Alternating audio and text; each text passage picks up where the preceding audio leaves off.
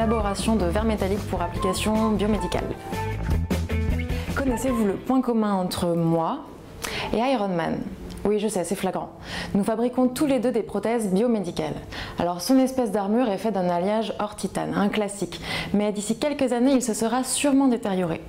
Nous, le commun des mortels, utilisons toutes sortes de matériaux, alliage titane, chrome cobalt ou encore des céramiques, mais tous ont une durée de vie limitée dans le temps. Après en moyenne une vingtaine d'années, durée de vie d'une prothèse, il faut réopérer le patient qui est 20 ans plus âgé et évidemment le risque lors de l'opération est plus élevé. C'est pourquoi il est crucial de trouver de nouveaux matériaux plus résistants dans le temps.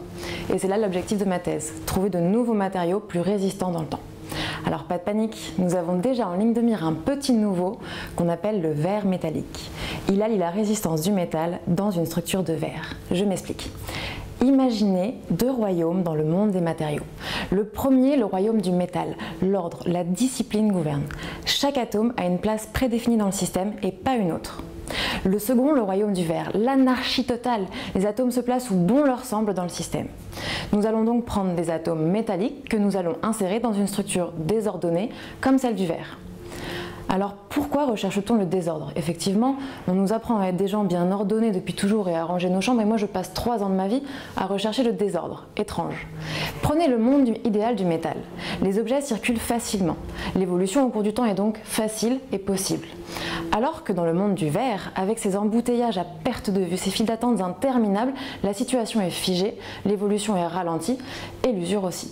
Comme quoi le désordre a quelques avantages. Maintenant, comment l'obtient-on ce désordre? Eh bien, prenez un paquet de spaghettis. Nous assimilerons les atomes aux spaghettis.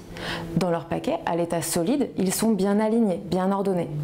Lorsqu'on va chauffer notre système, on va les plonger dans de l'eau bouillante pour les passer à l'état liquide en quelque sorte. Des enchevêtrements vont naître et le désordre va se créer. Et pour ramener notre structure à l'état solide, la figer, il faut la refroidir très vite, la mettre au congélateur par exemple.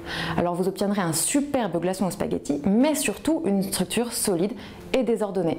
Moi je fais la même chose avec mes matériaux. Je chauffe mon système à l'état liquide et je le refroidis extrêmement vite de manière à figer ma structure désordonnée.